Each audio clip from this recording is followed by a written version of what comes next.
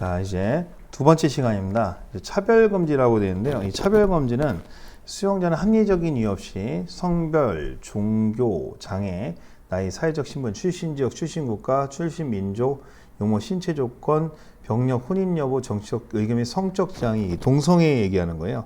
차별받지 않는다라고 되는데 여기 시험에서는요 적어주세요. 전과 안 들어가죠. 그 다음에 범죄 경력 안 들어갑니다. 알겠죠? 예, 전과 그렇죠. 그 다음에 인종 안 들어가죠. 인종. 자, 들으세요. 인종이 들어갈 것 같은데 안 들어가죠. 성종장, 그죠? 나사, 용, 그죠? 쭉 나 있는데, 그래서 조심하셔야 될 게 뭐냐면, 이걸 다 외우는 게 너무 힘들잖아요. 그러니까 의외로 뭐가 안 들어간다? 인종이 안 들어가요. 인종차별할 수 있다는 얘기냐? 그건 아닌데, 시험에서는 헷갈릴 수 있으니까 인종이라는 말 안 들어가고요. 그리고 전과 안 들어갑니다. 범죄 경력 전과 안 들어가요. 그렇죠? 인종 전과 안 들어가니까 차별 금지가 있다는 정도만 기억하시면 돼요. 알겠죠? 그다음에 성종량락까지 들어가고요. 성별, 종교, 장애, 나이에 차별은 없어요. 그런데 다만 뭡니까? 우리가 여기에 들어가지 않는 게 보다 아까 말씀드렸죠? 네. 그 부분 기억하시면 될 것 같습니다. 자, 그 다음에 이제 기본계획의 수립인데 이게 최근에 이제 법이 개정되면서 그래 이제 교도소가 아무래도 열악하잖아요. 그래서 법무부 장관은 5년마다 기본계획을 수립한다는 건 향후 10년, 20년 동안 교도소가 개선돼야 되니까 기본계획을 짠다 해서 5년만 밑줄 그시면 되고 나머지 외우실 필요는 없어요. 그래서 이렇게 기본계획을 짜서 협의체 설치 운영이라는 건 뭐냐면 각 지자체들이나 기관들이나 우리가 법무부 아닌 다른 기관들이 우리 교정기관들을 좀 도와줘야 우리가 법무부 장관이 제일 높은 사람이고 그 밑으로 이제 뭐가 있어요? 교정본부가 있어요. 근데 이제 교정본부가 있는데 사실은 뭐 법무부 차관이 있고 교정본부가 있지만 우리 도움을 줄 수 있는 각각 기관들이 있을 거 아니에요. 기관들을 협의체를 운영한다는 얘기. 협의체를 운영하고 그 내용은 그렇게 중요하지 않아요. 협의체 운영하고요. 그 다음에 그럼 나머지 그게 중요하지 않으니까 여기 있는 내용을 외우실 필요가 없어요. 그 다음에 이제 시험에서는 뭐가 중요하냐? 어쩌고저쩌고가 있는데, 자, 교정시설의 규모 설비라고 되어 있어요. 여기 중요한 부분이 있나요? 신설하는 에다 밑줄 그시고, 자, 그 다음에 교정시설은 수용인원이 몇 명? 500명 이내의 규모가 되도록 한다. 이 부분 밑줄 그세요. 그렇죠? 네. 그래서 이걸 먼저 아셔야 될 게 뭐냐면 신설하는이잖아요. 원래 교도소가 우리나라가 뭐 3,000명, 2,000명, 대전교도소도 엄청나게 커요. 근데 이 교도소가 너무 크면은 제대로 관리하기가 어렵다고 봐요. 그래서 신설하는 교도소는 뭐예요? 500명 이내가 돼야 되는데 이 문제가 어떻게 지금 교정시설은 수용인이 500명 이내가 규모가 되도록 해야 된다. 이렇게 시험에서 신설하는 빼면 틀린 지문이 되고요. 500명을 갖다가 1,000명 이내로 나오게 됩니다. 그럼 틀려요. 그리고 이 500명이 뭐냐면 우리나라가 UN 인권, 그죠? 예, UN 인권 기준이 500명이에요. 그래서 피구금자 최저 처우 기준이 500명이기 때문에 그 500명을 그대로 뺏겨서 쓰기 때문에 500명이에요. 그죠? 그래서 외우실 때는 오, 신상이네? 외우세요. 오, 신상이네? 오, 신상이네? 그래서 500명. 오, 신상이네? 웃을 일이 아니고 외우셔야 돼요. 오, 신상이네? 그래서 신상만 500명이다 외우시고 그리고 다만 교정시설의 기능의 위치나 해서 규모를 늘릴 수 있다. 어떠한 경우에도 500명 그러면 틀려요. 이게 말장난 많이 치니까 오 신상이네 이거 기억해 놓으시고요. 나머지는 2번, 3번을 외우실 필요 없어요. 그러니까 이제 법조문을 외울 때 필요한 부분만 공부하는 거지 나머지는 공부하실 필요가 없어요. 그 다음에 이제 자 교정시설 설치 운영의 민간 위탁이라고 되어 있죠. 7조. 법무부 장관은 교정시설 설치 운영에 관한 업무 일부를 법인 또는 개인 위탁할 수가 있는데 법무부 장관 밑줄 그으세요. 법무장관 밑줄. 자, 법무장관 밑줄 그시고요. 이 법무부 장관은 교재 설치 운영에 관한 업무의 일부를 법인 또는 개인에 위탁할 수 있다라고 되어 있죠. 여러분 이제 정리해야 될 게 있어요. 우리가 교정시설을 갖다가 위탁할 수 있는 주체는 소장이냐, 교정본부장이냐 해서 이 법무부 장관을 시험에 내고요. 법무부 장관이고요. 그 다음에 이제 개인한테 위탁할 수 없다면 틀려요. 왜 그러냐면 여러분이 아셔야 될 게 있어요. 만약에 우리가 놀이치료 프로그램에서 만약에 종이접기 프로그램이다. 근데 그 종이접기 프로그램을 하는 사람이 개인이야. 그럼 개인한테 위탁할 수가 있어요. 알겠죠? 그러니까 개인한테 위탁할 수가 있습니다. 그다음에 제1항에 따라 위탁을 받을 수 있는 법인 또는 개인의 자격 요건, 규정에서 시설 기준, 수용자의 선정 기준, 수용자 처리 기준, 위탁 절차, 국가의 감독 그 밖에 필요한 따로 법률 정하는데 그게 민용교도소법이라는 게 따로 있어요. 민용교도소법은 따로 공부할 거니까 신경 안 써도 됩니다. 됐죠? 기억하고요. 규정시의 순회 점검이라고 되어 있어서 잘 나오죠. 법무부 장관 미치고시고 일 터질까봐 1년에 한 번씩, 그렇죠? 1년에 한 번, 연 1회 이거 기억해서 순회 점검하거나 소속 공무원 하여금 순회 점검하게 해야 한다. 그래서 순회 점검 공무원이 따로 있어요. 근데 여러분 조심해야 될 게 있어요. 이건 이제 옆에다 감독 작용이다라고 쓰세요. 감독 작용이고요. 법무부 장관이 이제 1년에 잘리는 경우도 많아요. 그래서 각 교도소를 다 가볼 수가 없어요. 그래서 보통 순회 점검 공무원을 보내고요. 참고로 53개 시설 어떻게 다 가겠어요. 근데 좀 하나 아셔야 될 게 뭐냐면, 그래서 53개시설은 교도소, 구치소 다 포함해서 말씀드리고요. 나중에 이제 치료감호 등에 관한 법률이 있어요. 치료감호소. 공주에 있는 치료감호소가 있는데 여기 상태가 안 좋은 애들이 있어요. 예? 만마디로 이제 우리가 사람을 처벌하려면요. 옳고 그름을 판단할 능력이 있어야 돼요. 그걸 우리가 책임이라 그래요. 비난 가능성. 근데 미친놈이 하루에 2명씩 죽였다. 그런데 미친놈은 뭐야? 처벌할 수가 없어요. 옳고 그름을 판단할 능력이 없기 때문에. 그렇다고 사람을 2명씩 죽였는데 어떻게 뭡니까? 우리가 어디다 안 가두겠어요. 그래서 공주 치료 감호소에 가두거든요. 근데 치료 감호 시설은 1년에 2번씩 가요. 1년에 한 번이야, 2번이야. 2번 가거든요. 그래서 교도소는 1년에 2번이 아니라 한 번이지만 치료 감호소, 공주 치료 감호소는 1년에 2번 갑니다. 왜? 미친놈은 학대당할 확률이 높으니까 이 미친놈, 그래서 이 미친놈에서 치료 감호소는 2번. 교정시설은 뭐야? 일 터질까봐 1년에 한 번씩 갑니다. 그 다음에 이제 구조가 또 잘 나오는데, 교정시설의 시찰 및 참관이라고 되어 있죠. 그래서 보세요. 시찰의 시동그라미죠. 시찰. 자, 여러분들 이제 판사와 검사는 그냥 되어 시험 봐야 돼. 시험 보잖아요. 그래서 판검사 시험 이렇게 보시면 돼. 판검사는 이제 시험 봐서 들어오니까 시찰을 하는데, 판사와 검사는 밑줄. 직무상 필요하면 교정시설에 시찰할 수가 있어요. 그러니까 우리가 뭐냐면 보통 이런 경우가 있어요. 검사가 있어요. 검사가 있는데 지금 교도소에 있는 놈이 공범자였던 거야, 옛날에. 그러면 그 놈을 만날까 안 만날까? 만나서 그 놈이 옛날에 어땠는지를 물어볼 수가 있겠지. 판사도 마찬가지야. 필요한 부분에서 재판에 관계된 부분이 있을 때는 그 다른 놈, 같은 옛날에 같이 놀았던 놈을 만나볼 수가 있을까 없을까? 있겠지. 구치소에 있는 만나볼 수가 있어요. 예, 됐어요. 그게 직무상 필요할 때 시찰할 수가 있어. 그런데 중요한 건 뭐냐면 참관이라는 건 뭐냐면 판사, 검사 외의 사람이 있잖아. 얘네들을 어떤 사람이냐? 나는 교정학과 교수야. 또는 범죄학과 교수야. 근데 애들을 데리고 뭐야? 교도소는 어떤지, 어떤 시설인지, 참관할 학술 연구 같은 거 필요했을 때 허가를 받아야 돼. 그러니까 판사, 검사는 허가를 받을 필요가 없잖아. 근데 판사, 검사 외의 사람들은 학술 목적으로 허가를 받아야 되는 거야. 그래서 참관은 허가를 받아야 돼. 교도소장이 허가를 받아야 돼. 알겠죠? 여기까지 시험에 중요한 부분이야. 알겠죠? 됐어요. 그럼 이제 판사, 검사, 학술 연구 이렇게 돼 있어요. 그 다음에 이제 판사, 검사의 시찰. 판사, 검사가 제법 구조 1항에 따라 교도소, 구치소 및 지소를 시찰할 경우에는 심을 나타낸 증표를 제시합니다. 그래서 내가 누구게 할 수는 없잖아요. 판사, 검사인지 알아야 돼요. 그래서 안내해야 되고요. 소장은 제9조 2항에 따라 판사, 검사 외의 사람이 교도소에 참관을 신청한 경우에는 그 성명, 직업, 주소, 나이, 성별, 참관의 목적을 확인한 후 허가 여부를 결정해야 됩니다. 근데 사실은 이게 성별까지 하는 이유는 보통 여자 교도소는 주로 여자, 남자 교도소는 남자를 보내기 때문에 그래요. 소장은 외국인의 참관을 허가할 경우에는 미리 지방의 승인 밑줄 그으세요. 별표 치고 잘 나와요. 9급에서 잘 나오는 부분인데 제가 설명을 한번 드려보도록 할게요.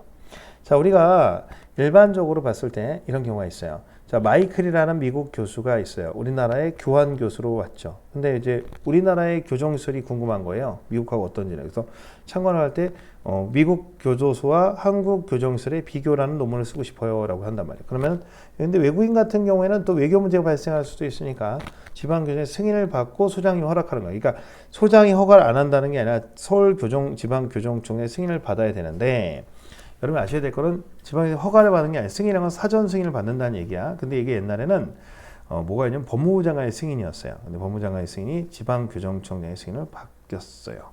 자, 우리가 서울지방교정청이라고 되는데 우리 이제 직제가 어떻게 되어 있냐면 여러분 아시겠지만 법무부 장관이 맨 위에 있어. 근데 독립적인 예산을 갖고 있는 청이 있어요. 그 검찰청은 외청이라 그래서 독립적인 예산을 가지고 움직여. 검찰청. 그래서 검찰청장이라고 하고 우리는 독립적인 외청이 아니기 때문에 그 밑으로 법무부 차관 밑으로 교정본부라고 있어. 교정본부. 그래서 교정본부장이 교도소에서 제일 높은 사람이야, 현재. 알겠죠? 근데 교정본부장은 잘 안 나와요. 근데 교정본부에서 다 관리할 수 없으니까 각 지역에 지방교정청이라는 데를 둔다고. 그렇죠? 서울, 그렇죠? 서울지방교정청, 대구지방교정청, 그 다음에 뭡니까? 예, 광주지방교정청, 그렇죠? 예, 그 다음에 대전지방교정청 이렇게 네 군데가 있다. 외우실 필요 없어요. 근데 이제 서울지방교정청이 서울만 커버하는 게 아니라 서경, 인, 강을 커버해. 서울, 경기, 인천, 강원. 그러면 이제 대전 같은 경우는 뭐야? 대충세, 대정, 충청, 세종을 다 커버하거든. 그럼 예를 들어서 이제 우리가 서울지방 옛날에는 지방교정청별로 뽑은 적이 있어. 그래서 내가 서울지방교정청 특채시험에 합격해서 서울로 가는 줄 알았는데 막 강원도로 가는 거지. 막 강원도 강릉으로 가. 근데 제가 무슨 얘기냐면 이렇게 하는 거야. 만약에 강릉교도소에서 마이클이라는 교수가 만약에 참관을 갖다가 허가 신청을 하게 되면은 또 서울지방교정청장의 승인을 받아서 오케이 하면 누가? 강릉교도소장이 승인을 받아서 허가를 해서 가는 거지. 알겠죠? 그렇게 가는 거다. 그 얘기를 하는 거예요. 자, 그렇게 참고로 하시면 돼. 외우실 건 없고. 그 다음에 이제 거기 시찰과 참관 비교해서 나오는 지문 있죠? 이거 이제 봐주셔야 돼. 그래서 쭉 나와 있는데 범위라는 부분이 있어. 아주 별표처예요. 범위 주변 범위. 범위가 있는데 이 범위 중요한 부분이 하나 있어요. 범위 하나 있어요. 자, 범위에서 자, 거기 미결 수용자, 사용학자 수용 것이 불가라는 게 있어. 참관. 그쵸? 이게 무슨 얘기냐면 참관은요. 우리가 우리가 이제 교도소에 보면요. 미결방이 있어요. 선생님 무슨 교도소에 미결수가 있나요? 구치소에 미결수가 있지 않나요? 근데 이게 있어요. 우리가 광주에 가면 광주 교도소가 있는데 구치소가 없어. 구치소가 없으니까 우리가 대체로 구치소는 재판을 왔다 갔다 받아야 되기 때문에 보통 법원 근처에 있어야 돼. 재판을 왔다 갔다 받아야 돼. 근데 사람들이 뭐예요? 교정시설을 싫어하다 보니까 구치소를 갖다 못 들어오게 한다고. 그래서 교도소에다가 미결수용실을 놔요. 그러니까 초등학교 교실 안에 중학교 교실 놓듯이 교도소에 미결수용실 놓거든. 근데 그 미결수들은 아직 재판을 받지는 확정 판결을 받지 않았기 때문에 무죄로 추정되기 때문에 미결수용자가 있는 방은 못 봐. 알겠죠? 근데 사형 확정자들 같은 경우는 교화상 문제가 있다고 해서 수용 거실을 못 가. 그러니까 어떤 교도소가 있는데 5번 방에는 사형수가 있어. 그 방은 참관할 수가 없어. 근데 이제 시찰은 뭐야? 이거는 직무상 필요한 거니까 상관이 없지. 그래서 미결 수용자, 사형 확정자가 있는 5번 방은 못 간다. 그 시설 전체, 그 교도소 자체를 못 본다는 게 그 방만 못 본다. 거실이 방이야, 방. 알겠죠? 그렇게 정리하시면 돼요. 그 다음에 이제 10조, 교도관의 직무가 있는데, 이 교도관의 직무는 이 법에서 규정한 사안에서 교도관의 직무 따로 법률을 정하는데, 경찰관 같은 경우에는 경찰관 직무집행법이라는 법이 있어요.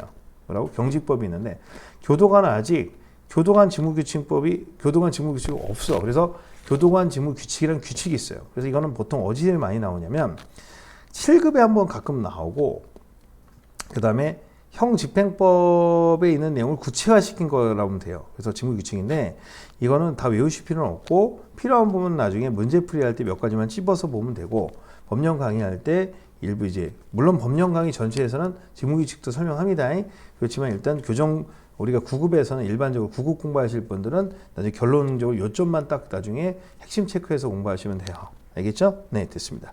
그리고 이제 판례들이 나오게 되는데 이 판례들은 여러분들이 7급에서 공부하실 분만 여러분들이 공부하시고 물론 이제 기본 이제 이론 판례 강의, 일반 판례 강의에서는 제가 설명을 합니다만은 판례는 나중에 뽑아서 판례만 따로 강의를 제가 해드릴게요. 알겠죠? 그리고 뭐 주요 판례들 몇 가지는 설명하겠지만 요거는 다 볼 필요가 없어요. 알겠죠? 네, 그래서 일단은 쭉 가시고요. 자, 수용자의 처우. 잠깐만 필요한 판례는요 제가 설명할 겁니다. 9급에 꼭 나오는 판례는 꼭 설명할 거예요. 그러니까 여러분들은 일단은 놔두세요. 그러니까 문제를 풀 키 판례는 제가 다 설명할 거니까 판례 대충 넘어가지 않습니다. 놔두세요. 네. 자, 그 다음에 수용자의 처우 한번 보겠습니다. 그리고 처음 공부하시는 분은 판례 읽지 않습니다. 판례 읽지 않고 그냥 가세요. 그리고 판례는 제가 문제풀이 할 때부터 설명하고 또 혹시나 이제 관리반 판례 설명하게 되는데 앞으로 이제 시험이 어려워지게 되면 판례 문제가 나오게 될 수가 있죠. 그런데 여러분들이 판례가 문제가 나와도 한 문제 정도가 출제 가능성이 커요. 많게 되면. 근데 그 판례는 마무리 특강이나 이런 데 찍어드리는 판례가 출제 가능성이 높아요. 그러니까 그걸 보시면 되니까 평소 때 판례에 너무 목숨 것이 필요 없다 말씀을 드리고요. 웬만한 판례는 제 법령집에 다 있습니다. 자, 수용 보겠습니다. 수용.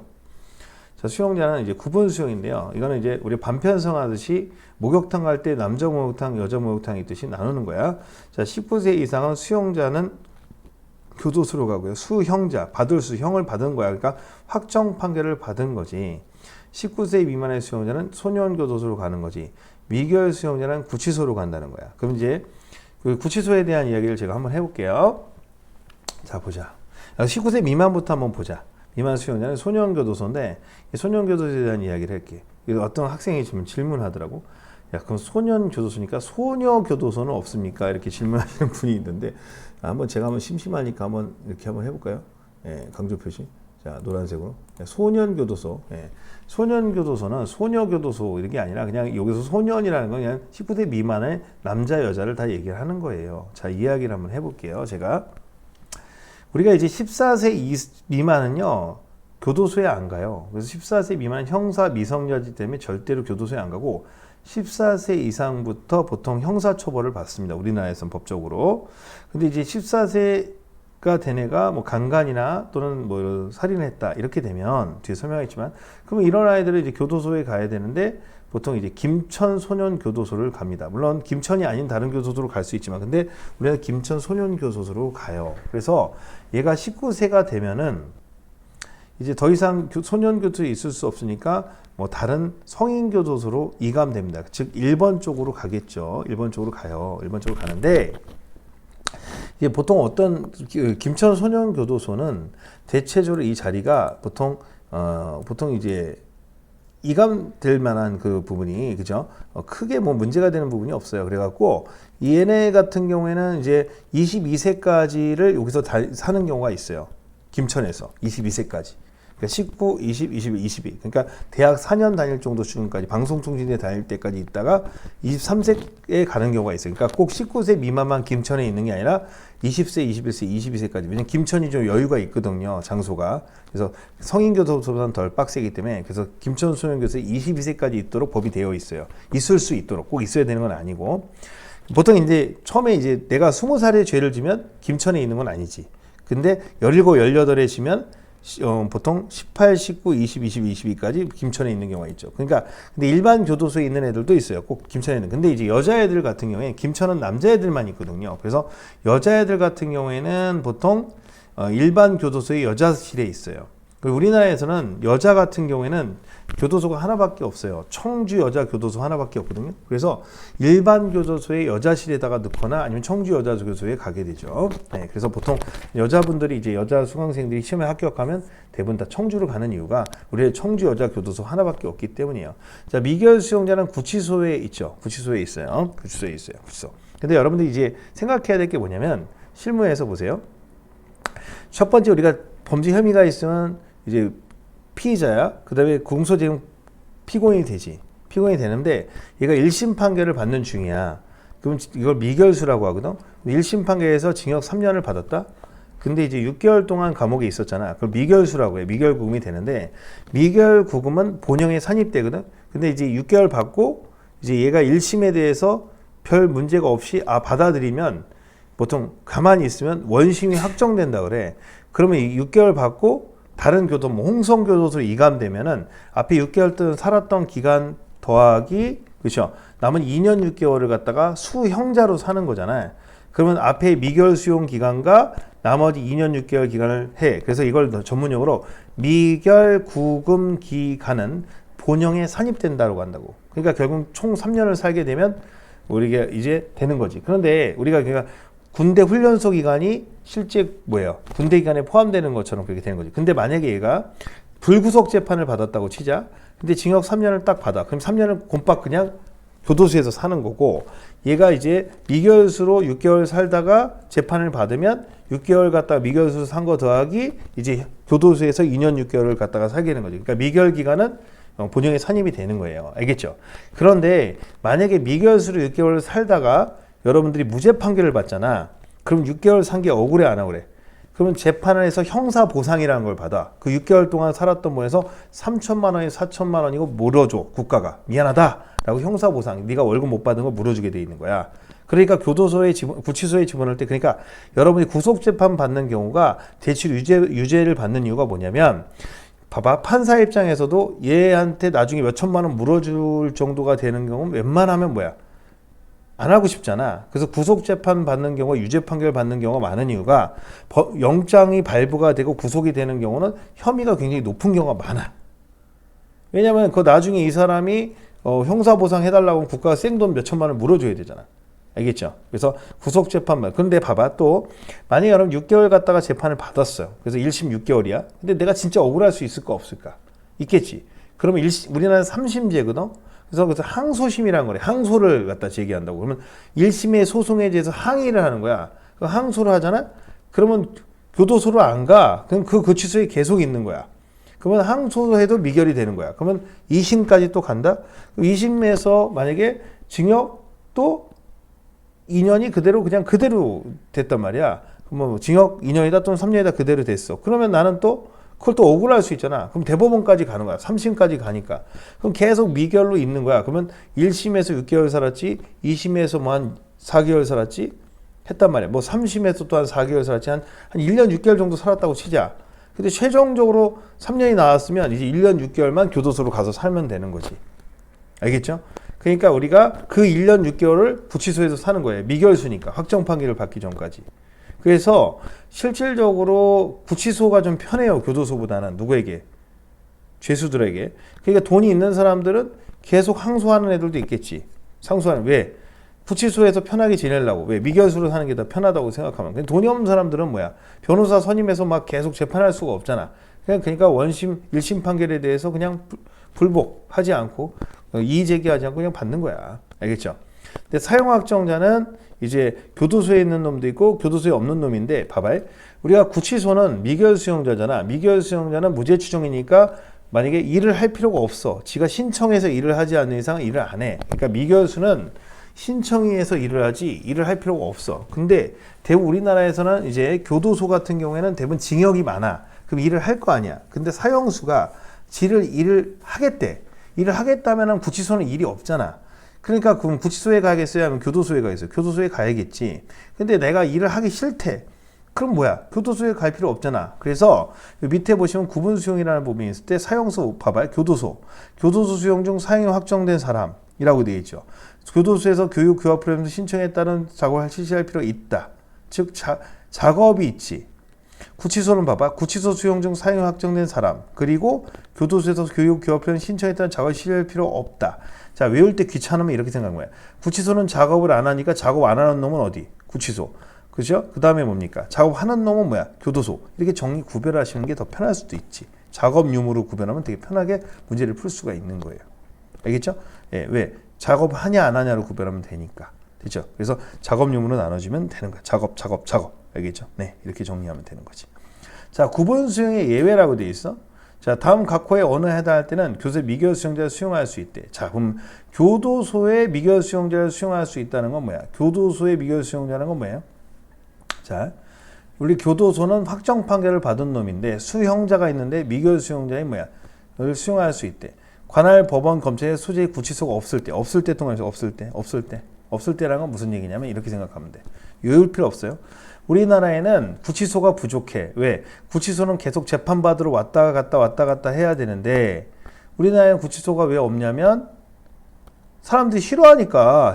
그러니까 교도소에다가 미결 감방을 집어넣는 거예요. 없으면 그냥 뭐예요? 광주교도소. 자, 제주도에는 구치소가 없어. 그래서 제주교도소 안에 미결 수용실, 미결방이 있어요. 알겠죠? 광주도 마찬가지고. 자, 구치소의 수용인의 정원을 훨씬 초과했을 때. 자, 그러면 뭐야? 자, 구치소는 있는데 방이 넘쳐. 그럼 어떻게 돼요? 뭐 교도소에다 밀어 넣어야지. 자, 범죄의 증거인멸을 방지하기 위해서 특별한 사항이 있을 때 이거 외우기 편해요. 봐봐. 자, 공범자인데 A하고 B가 똑같은 놈이야. 그쵸? A하고 B가 똑같은 놈이면 공범자잖아. 그럼 서로 말을 맞추거든? 말을 맞추지 않으려면 뭐야? 같은 구치소에 넣으면은 서로 말을 맞춘다고. 그러니까 A는 구치소에, B는 교도소에 넣으면 말을 못 맞히잖아. 재판할 때까지. 그렇게 하는 거지. 외우실 필요 없어요. 말 맞출까봐. 그러면 세 개는 외울 필요 없어. 근데 2번은 반대다.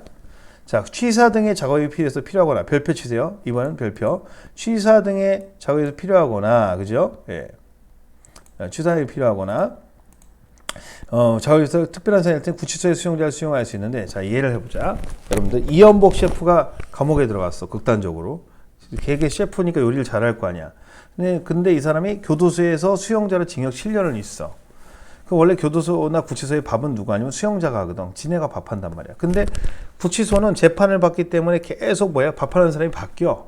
근데 교도소는 밥하는 놈이 안 바뀌어. 왜? 오래 사니까 한 군데. 그러니까 밥이 맛이 없는 거야, 구치소에. 그래서 교도소에서 오래 있었던 징역 10년인데 지금 3년 살고 7년 남은 주방장을 데리고 오는 거야. 어디로? 구치소에. 밥하러. 밥하러 오는 거야. 그래서 요 세 개랑 요 2번은 헷갈리면 안 돼. 그 다음에 아까 얘기했죠. 수용자가 소년교도소 수용 중에 19세가 된 경우에도 제가 대학 방송통신대라고 외우시면 돼요. 방송통신대는 19, 20, 22, 22 4년이잖아. 4년 다니면 22세가 되기 전, 그러니까 22살까지인 거야. 조심해. 22살까지 된까지는 할 수가 있는 거지. 그렇죠? 22살까지. 알겠어요? 그래서 여기서 22살까지 할 수가 있는 거지. 알겠죠? 예, 요거 조심하셔야 돼요. 요거. 23세. 알겠죠? 요거. 그래서 22세까지 있을 수 있다는 거죠. 그 다음에 4번도 중에 4번. 자, 소장은 특별한 사정이 있으면 제1조의 구분 수용의 기준에 따라 다른 교정소에 이송할 수가 있는 수용을 6개월. 자, 근데 내가 23세가 되기 전까지 수용할 수가 있다고 했잖아요. 그렇죠? 그럼 김천 소년교도소에 몇이? 22세까지 있었어. 그래서 23세가 되기 전에 가려고 했는데 얘가 몸이 아파. 어디가 아파? 육신이 아파. 뭐라고? 육신이. 육신이 아프면 몇 개월? 6개월 정도는 둬야 된다면 6개월. 육신이 아프니까 몇 개월? 6개월을 둘 수 있다는 거예요. 알겠죠? 이렇게 정리하시면 돼. 자, 그럼 이제 분리수용으로 가자. 분리수용. 남성과 여성은 분리해서 수용해야 되겠죠? 남자, 여자. 알겠어요. 그래서 분리해서 합니다. 그래서 제12조에 따라 수용자, 미교육 수용자는 분리해줘. 그러니까 수용자는 교도소, 미교육 수용자는 구치소. 19세 이상은 일반 교도소, 19세 이면은 김천. 그래서 하고 같은 교정실에 들어가는 경우도 있다 그랬죠. 그래서 분리해 수용하게 되고요. 구분 분리 독거 수용 원칙, 구분 원칙. 19세 미만과 19세 이상의 수용자, 미결 수용자, 사용 확정자, 교도소의 미결, 구치소의 수용자 가능. 이해죠. 아까 얘기했죠? 네. 분리 수용 원칙에서 남성과 여성 분리, 수용자, 미결 수용자는 같은 교도소에 수용하는 경우도 있죠. 19세 이상이자 19세 미만의 자도 수용하는 경우, 그렇죠. 등등등. 주의, 감염병 환자는 격리해야 돼. 격리. 전염병이니까 코로나. 예. 그리고 수용자는 독거하는 게 원칙이야. 독거. 근데 실제 우리나라는 독거를 거의 못해. 왜? 뭐가 없으니까. 왜 없어? 뭐가 없으니까. 우리나라는 독거방이 별로 없어요. 그러다 보니까 결국은 홍보하는 경우가 대부분이에요. 그래서 홍보할 수가 있고요. 지금 설명할 겁니다. 자, 근데 분리수용에 과실한 손해배상의 원정 적극이라고 되어 있죠. 네. 자, 이거 이제 판례 읽어보겠습니다. 행위 업무를 담당하는 교도관으로서 미결수 수용함에 있어서는 그 죄질을 감안해 구별 수용해야 돼요. 그래서 실제로 제가 감옥에 갔다 오면 좀 웃기잖아요. 그래서 보통 마약방, 조폭방, 폭력방으로 구치소에서도 나누는데 이걸 쟤들 소년 수용자들 수용함에 있어서 죄질이 현저히 다른 강도 사용과 과실범, 그러니까 오토바이로 사람을 친 사람과 폭력범들을 같이 했으면 치고받았겠어. 그렇죠. 사람이 죽은 거야. 그래서 강도가 과실범을 팼죠. 그래서 죽었어. 과실이 인정되는 거예요. 그러니까 얘네들은 강도범하고 단순히 오토바이 사고 낸 놈, 자전거 사고 낸 놈은 나눠야 된다는 거야. 그러니까 분리수용해야 된다는 거야. 그래서 교도관이 손해배상 책임을 져야 된다는 거예요. 그러니까 적극적으로 나눠야 된다, 안 나눠요. 지금 다 나눠요. 그래서 그렇게 생각하시면 되겠습니다. 그래서 나눠야 된다라고 보시면 되겠죠. 이렇게 정리하시면 되겠습니다. 자, 그래서 14조로 넘어가는 것부터 다음 시간에 설명하도록 하겠습니다. 독거수용. 그래서 여러분 14조 독거수용부터 이제 세 번째 시간에 진행을 하면 되겠죠? 예, 그래서 여러분들 이제 설명할 때 필요한 판례들은 다 설명을 하고요. 저는 설명을 할 거예요. 근데 너무 빨리빨리 설명하는 것보다 이 정도로 설명하는 속도로 하고 필요한 부분에 대한 필기나 이런 부분들은 또 시간이 날 때 제가 또 정리를 한번 해드리고 그럴 거예요. 일단 하고, 그리고 기출문제나 이런 것들은 이런 식으로 푸는 것보다는 판서로 푸는 게 좀 나을 것 같으니까 여건이 되는 대로 판서를 풀거나 또는 해설지를 같이 놓고 풀어드리는 쪽으로 선택을 하겠습니다. 펜을 이용해서 풀어드리거나 하는 식으로 해드릴 테니까 법령만 여러분들 요건을 갖춰서 해드릴 거예요. 그리고 여러분 파일을 다 드렸기 때문에 크게 어려운 부분은 없을 겁니다. 알겠습니다. 세 번째 시간 때 뵙도록 하겠습니다. 네.